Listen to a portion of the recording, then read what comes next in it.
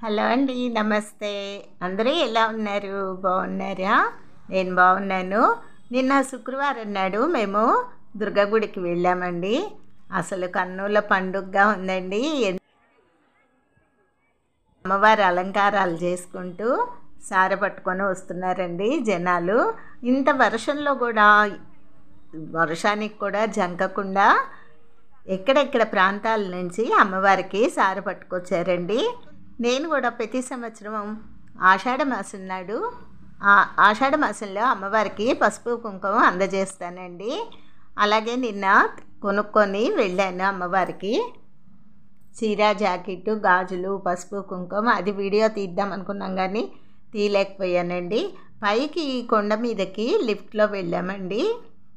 లిఫ్ట్లో వెళ్ళాం కానీ ఫోన్ మటుకు ఎలో చేయలేదు. చాలామంది ఫోన్లు తీసుకొచ్చారు. ఇగో అమ్మవారిని ఇలా అలంకారం చేసుకొని సార పట్టుకొని వచ్చారండి. నిన్న అమ్మవారి గుళ్ళో శాకాంబరి అలంకారాలు చేశారు. అసలు పచ్చదనంతో ఎటు చూసినా కూడా పచ్చదనంతో నిండి ఉన్నదండి. భక్తులు కూడా చాలామంది తండోపతండాలుగా వచ్చారు. సేవా సమితి వాళ్ళు కూడా బాధ్యతగా తమ వంతు భక్తిని చాటుకున్నారండి.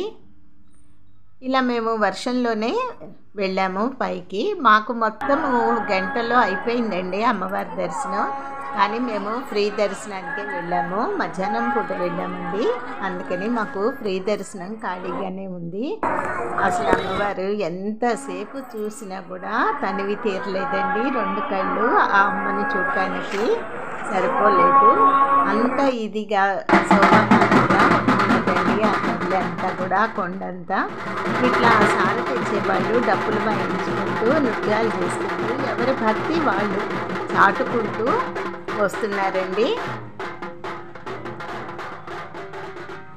ఆ డప్పుల వాయిద్యాలతో, వాళ్ళ నృత్యాలతో అసలు అక్కడి నుంచి కదలబుద్ధి కాలేదు మాకు.